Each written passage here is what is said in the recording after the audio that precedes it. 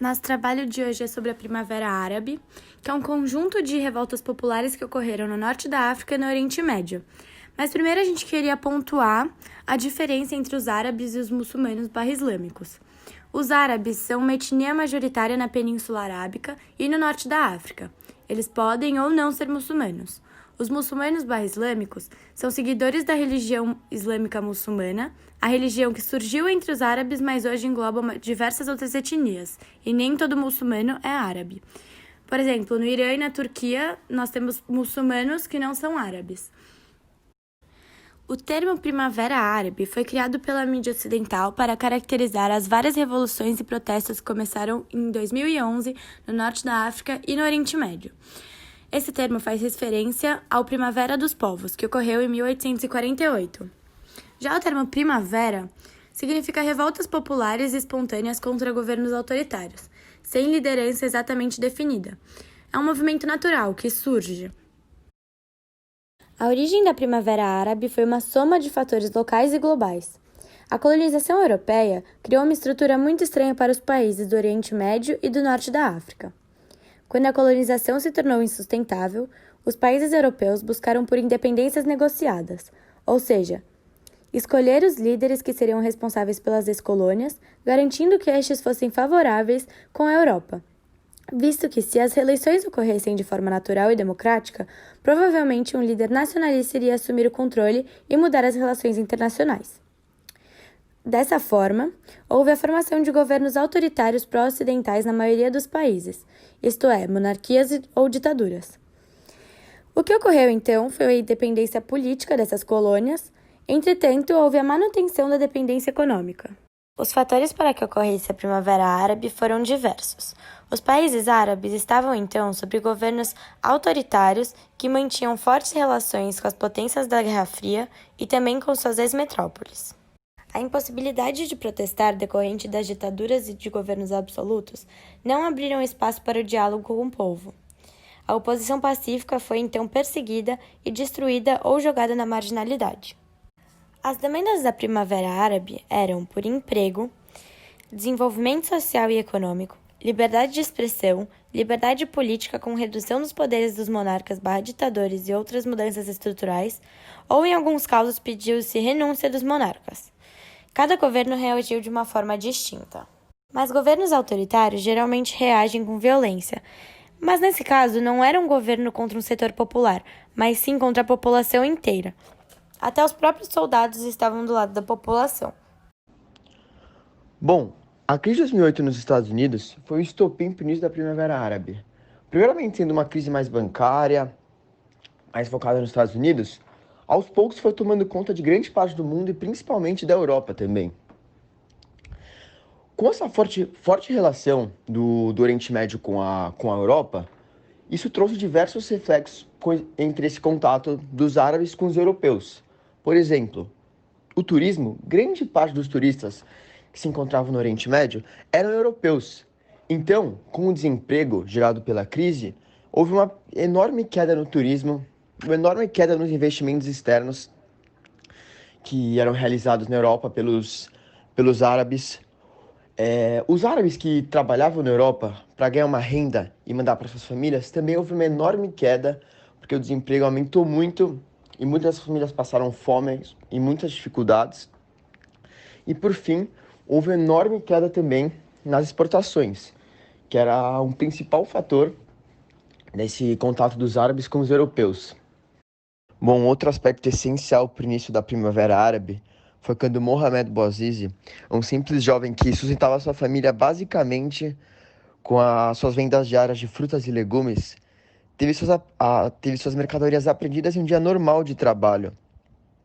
Super angustiado e sem nenhuma renda, completamente nenhuma renda, Mohamed Bouazizi foi até um dos prédios do governo e se queimou.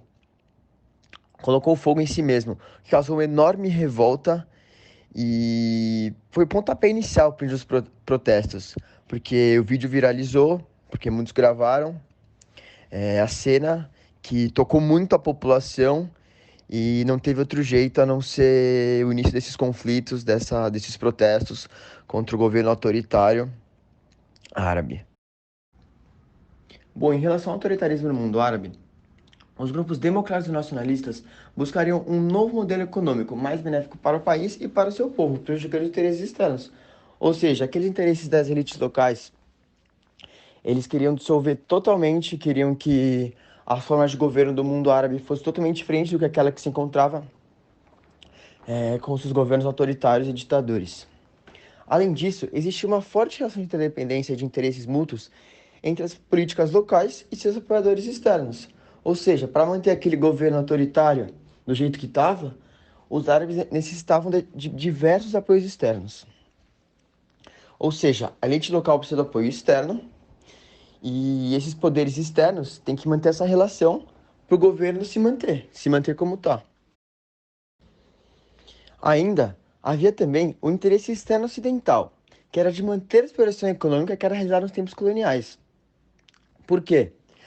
Porque a independência árabe foi negociada e parte disso estava nos governos europeus manter essa relação de colônia com os árabes, que era essencialmente um desejo desses governos autoritários, manter essa relação de dependência com os agentes externos, mais precisamente a Europa. Bom, agora eu vou falar um pouco das consequências que a Primavera Árabe ela trouxe para esses países que participaram e aderiram ao movimento. Então, a gente pode falar que, no geral, a Primavera Árabe conseguiu a disposição de alguns ditadores na região, muitos dos quais foram assassinados. Ainda assim, apesar da grandeza que os movimentos representaram, não houve a instalação de regimes democráticos na maioria dos países, estes que ainda vivem sob grande instabilidade, com intensificação da ação de grupos extremistas e a contribuição de conflitos. Para saber um pouco mais especificamente dos países que participaram desse movimento, eu vou detalhar um pouco os principais países e as consequências que eles tiveram com as rebeliões e movimentos. Na sequência dos processos da Primavera Árabe nos países do mundo árabe, houve ainda uma onda de muita violência e instabilidade em larga escala, desenvolvida nesses países, este que ficou conhecido como Inverno Árabe. A gente pode caracterizar o Inverno Árabe por constantes guerras civis, instabilidade regional geral, declínio econômico e demográfico e guerras religiosas entre muçulmanos sunitas e xiitas. De acordo com um estudo na Universidade Americana de Beirute, a partir do verão de 2014, o Inverno Árabe resultou em quase 1 milhão de mortes e milhões de refugiados. Então a gente pode ver que foi um movimento muito pesado que acarretou em muita violência e muita morte. Os países que participaram desse movimento revolucionário tiveram consequências bem diferentes. Na Tunísia, por exemplo, o berço da Primavera Árabe, pode-se dizer que tiveram positivas mudanças, visto que os regimes autoritários existentes foram derrubados e substituídos por um processo de eleições livres e justas. As revoluções foram consideradas sucessos de curto prazo. Pode-se dizer que a Tunísia acabou emergindo como o único país democrático no mundo árabe. O Egito também conseguiu derrubar seu antigo regime e implantar eleições abertas. Porém, ainda houve uma grande turbulência política no país após o movimento, já que o país continua a ser um regime autocrático, onde a oposição política é reprimida e ocorrem graves violações dos direitos humanos. Outros 3 países acabaram por conseguir algum progresso com esses movimentos também. A Jordânia, o Omã e o Marrocos, com as manifestações por mais liberdade de direitos, conseguiram antecipar eleições, reformar suas constituições e gabinetes políticos, atendendo parte das reivindicações pedidas pela população. Já na Líbia, as consequências foram diferentes. Com o intuito de derrubar o governo ditatorial de Muammar al-Gaddafi, a população acabou por matá-lo, deixando o país sem ninguém no poder, o que acabou gerando uma guerra civil muito violenta no país, sendo uma das mais pesadas da Primavera Árabe. Até hoje em dia, a Líbia ainda não encontrou estabilidade política, com muitas facções lutando entre si.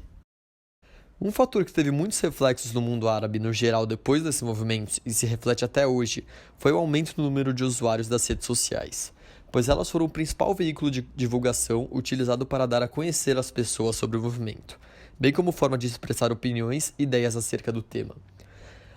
As redes sociais também serviram para assaltar a censura dos jornais, televisões e rádios, controlado pelo governo em vários países. Muitos protestos foram marcados e organizados pela população através das redes.